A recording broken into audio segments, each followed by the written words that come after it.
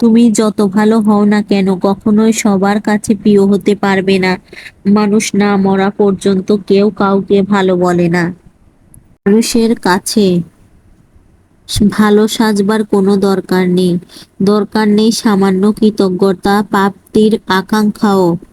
বিশ্বাস করেন আল্লাহর কাছে আর নিজের কাছে নিজে সৎ থাকার মধ্যে যে মানসিক শান্তি, তা পৃথিবীর আর কোথাও নাই। দায়িত্ব যখন কাঁধে আসে, তখন নিজের ভালো থাকা ভুলে গিয়ে অন্যকে ভালো রাখার জন্য প্রতিনিয়ত যুদ্ধ করে যেতে হয়। ধনীর গুরুত্বহীন অতিথি হবার চেয়ে গরিবের প্রধান অতিথি হওয়া অনেক সম্মানের। সব পেয়ে গেলে তো স্বভাব এমনিতেই নষ্ট হয়। তাই সৃষ্টিকর্তা অভাবে রাখেন কাউকে টাকা পয়সা, কাউকে রূপের, কাউকে এক মুঠো ভাতের, আর কাউকে এক ফোঁটা শান্তির।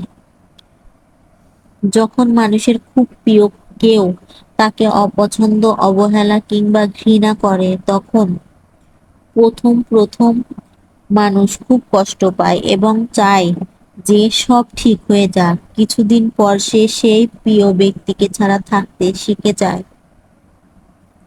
আর অনেক দিন পরে সে আগের চেয়েও অনেক বেশি খুশি থাকে, যখন সে বুঝতে পারে যে কারো ভালোবাসায় জীবনে অনেক কিছুই আসে যায়, কিন্তু কারো অবহেলায় সত্যিই কিছু আসে যায় না। খারাপ ব্যক্তির সাথে বন্ধুত্ব ও শত্রুতা কোনোটাই করা উচিত নয়। কারণ কয়লা গরম হলে হাত পুড়িয়ে দেয়, আর শীতল হলে হাতে কালি লাগিয়ে দেয়।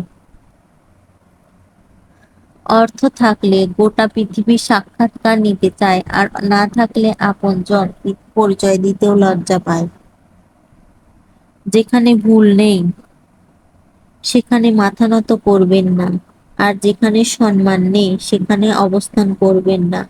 মেনে নিলে তুমি ভালো, আর না মানলে তুমি খারাপ। মুখ বুজে সহ্য করলে তুমি ভদ্র, আর মুখের ওপর জবাব দিলে তুমি বেয়াদব।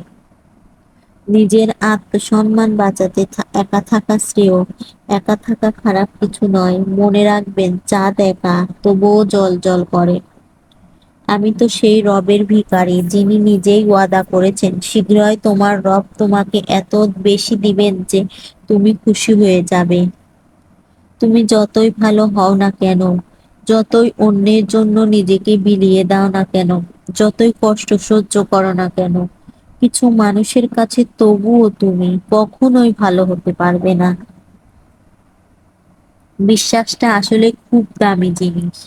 একবার কারো ওপর থেকে উঠে গেলে আর আসে না। নিজেকে ব্যস্ত করে নাও, সবার কাছ থেকে নিজেকে আলাদা করে নাও। মনে করো তুমি কাউকেই চেনো না, দেখবে অর্ধেক অশান্তি কমে গেছে। সেই পুরুষের চেয়ে উত্তম আর কে হতে পারে, যে নিজেকে তার স্ত্রীর জন্য হেফাজত করে রাখে। যে ঠকায় সে অন্য জায়গায় ঠকে, যে কাঁদায় সে অন্য জায়গায় কাঁদে। সবার বিচার হবেই, অপেক্ষা শুধু সঠিক সময়ে। আমি ঘৃণা করি সেই সমস্ত মানুষদের যারা নিজের খুশির জন্য অন্যের মুখের হাসিটুকু কেড়ে নেয়। তর্কের চেয়ে নীরবতা ভালো। বদলা নেওয়ার থেকে নিজেকে বদলে ফেলা ভালো। স্বার্থপর লোকের সাথে পথ চলার থেকে একলা চলা ভালো। স্ত্রীকে খুশি করার জন্য কোটি টাকার প্রয়োজন নেই। একটু কেয়ার আর ভালো ব্যবহার, এইটুকুই যথেষ্ট।